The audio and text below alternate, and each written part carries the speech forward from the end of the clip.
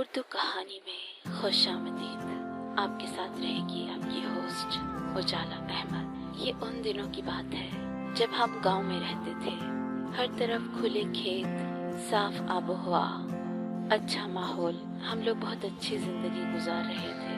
ہر طرف کھیت لہلہاتے تھے اور خوشیاں جھومتی تھی۔ میرا رشتہ میری خالہ کے گھر طے ہوا تھا، جو ہمارے گھر کے بالکل پاس ہی رہتی تھی۔ خالہ کی ایک بیٹی بھی تھی، پروین۔ وہ میری بہت اچھی دوست تھی۔ ہم گھنٹوں کھیتوں میں جا کے آم توڑتے اور بیریاں چنتے اور ڈھیروں باتیں کرتے۔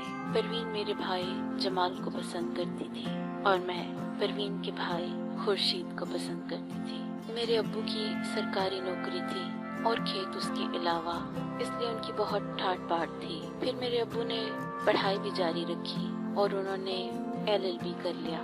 وہ ایک اچھے خاصے وکیل بن گئے اور ان کی وکالت چمکنے لگی، تو انہوں نے سوچا کہ وہ شہر میں شفٹ ہو جائیں۔ اس بات پہ میں اور میرا بھائی بہت افسردہ تھے، لیکن میری امی بہت خوش تھی، کیونکہ میرا بڑا بھائی پہلے ہی لاہور میں رہتا تھا اور اس کو کھانا کھانے اور پکانے میں مسئلہ ہوتا تھا، تو امی کے آ جانے سے اس کا یہ مسئلہ حل ہو جانا تھا۔ لیکن پھر جو بڑوں نے کہا وہی ہوا اور ہم لاہور شفٹ ہو گئے۔ یہاں آ کر ابو نے بہت ترقی اور بہت کام کیا۔ میرا بھائی جمال اکثر اپنے گاؤں کے دوستوں کو یاد کرتا اور ان کو خط لکھتا تھا، اور اس کا دھیان ذرا بھی پڑھائی کی طرف نہیں تھا، کیونکہ وہ دل میں پروین کو بھی یاد کرتا تھا۔ جب رزلٹ آیا تو وہ اچھے نمبر نہ لے سکا۔ اس پر میرے ابو کو احساس ہو گیا کہ اس کو پڑھائی میں کوئی خاص شوق نہیں ہے۔ انہوں نے اس کو ایک کریانے کی دکان ڈال کر دی اور سوچا کہ یہ کاروبار ہی شروع کر دے۔ بھائی نے کام کو جلدی سمجھ لیا اور اچھی خاصی شاپ چلنا شروع ہو گئی، کیونکہ آس پاس کوئی اتنا اچھا سٹور موجود نہیں تھا، تو سٹور نے اچھی خاصی ترقی سٹارٹ کر دی۔ پیسوں میں بہت طاقت ہوتی ہے۔ بھائی کام میں اتنا زیادہ الجھ گیا کہ اسے ہوش ہی نہیں رہی۔ اس نے اپنے دوستوں کو خط لکھنا بھی بند کر دیا اور پروین سے بھی رابطہ ختم کر دیا۔ پہلے وہ گاؤں چکر لگاتا تھا، لیکن اب اس نے گاؤں جانا بھی بند کر دیا، کیونکہ ابو نے اس کو کہا تھا کہ اب تم نے خود اس دکان سے اپنے لیے پیسے جوڑنے اور اپنی شادی کا انتظام کرنا ہے۔ بھائی کو بھی پیسوں کی قدر ہو گئی تھی اور وہ دن رات کام میں الجھ گیا۔ بھائی کے دوستوں کے اکثر خطوط آتے تھے جن کو ان کے علاوہ کوئی بھی نہیں کھولتا تھا۔ ایک دفعہ میری نظر ایک خط پر پڑ گئی جو کہ پروین نے لکھا تھا۔ اس میں اس نے یہ اظہار کیا ہوا تھا کہ تم نے میرے 10 بار خط کا جواب ایک بار بھی نہیں دیا۔ اگر تم نے میرے ساتھ اس طرح کا دھوکہ کیا تو میں کچھ کھا کر مر جاؤں گی۔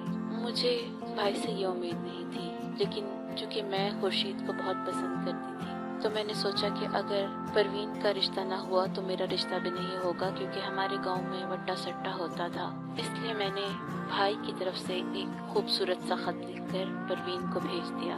ان دنوں میں میٹرک میں تھی اور میرے اسکول کے راستے میں ایک لیٹر باکس ہوتا تھا۔ میں اس میں وہ خط ڈال دیتی اور خط پروین کو پہنچ جاتا۔ جیسے ہی پروین کو یہ خطوط ملنا شروع ہوئے، وہ خوشی سے جھوم گئی۔ وہ اتنا خوش تھی کہ جمال نے اس کو ابھی تک نہیں بلایا۔ وہ اپنے مستقبل کے خواب سجانے لگی اور دن رات اسی شوق میں وہ خط اپنے سرہانے میں رکھ کر سونے لگی۔ اس کی امی کو بھی پتا تھا کہ جمال اس کو خط بھیجتا ہے، اور وہ بھی مطمئن تھی کہ انہوں نے ٹھیک جگہ رشتہ کیا تھا۔ وقت گزرتا گیا اور میں گاؤں جانے کی منتظر رہی کہ کسی طرح میں جا کر خورشید کو دیکھ لوں۔ انہی دنوں گاؤں میں ایک شادی آ گئی اور میں ضد کر کے گاؤں آئی۔ یہاں مجھے پروین نے بتایا کہ جمال اس سے ابھی تک خط لکھتا ہے اور وہ اس سے محبت کرتا ہے، اور وہ بھی اس سے محبت کرتی ہے۔ وہ دیوانوں کی طرح باتیں کرتی رہی اور میں خاموشی سے سنتی رہی اور اس کو بالکل نہ بتایا کہ وہ خط میں لکھتی تھی۔ شادی کے بعد لیکن بھائی نے اپنے اسٹور پہ آنے والی خوبصورت لڑکی سے محبت کر لی۔ اس پہ اس طرح سے فریفتہ ہوا کہ اس کو کچھ بھی یاد نہ رہا۔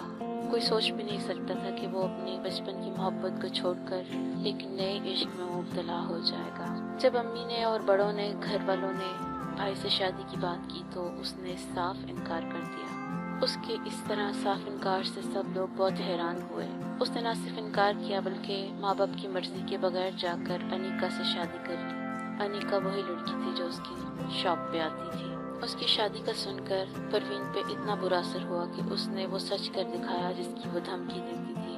اس نے زہر کی گولیاں کھا لی اور اس دنیا سے چلی گئی۔ وہ دن اور آج کا دن میں اپنے آپ کو بہت بڑا قصوروار سمجھتی ہوں۔ काश मैंने उसे जमाल की तरफ से खत न लिखे होते, वो उन झूठे ख्वाबों में न रहती, वो इस प्यार के धोखे में न रहती, और जिस तरह से उसका दिल टूटा था वैसा उसका दिल न टूटता। मैं अपनी मोहब्बत के लिए इतनी खुदगर्ज हो गई थी कि मैंने एक मासूम दिल से खेला। मैं ही हूँ वो खुदगर्ज जिसने अपनी मोहब्बत की खातिर अपनी बचपन की सहेली को कत्ल कर दिया। मैं जितना भी चाहूँ मैं अपने आप को माफ नहीं कर सकती, क्योंकि ना परवीन वापस आ सकती है और ना मैं उससे माफी मांग सकती हूँ। खुदारा, आप कभी भी ऐसी गलती मत कीजिएगा, किसी मोहब्बत करने वाले के जज्बात से मत खेलिएगा। अगर हमारी कहानी पसंद आई हो तो हमारे चैनल को सब्सक्राइब करें और वीडियो को लाइक भी करें। शुक्रिया।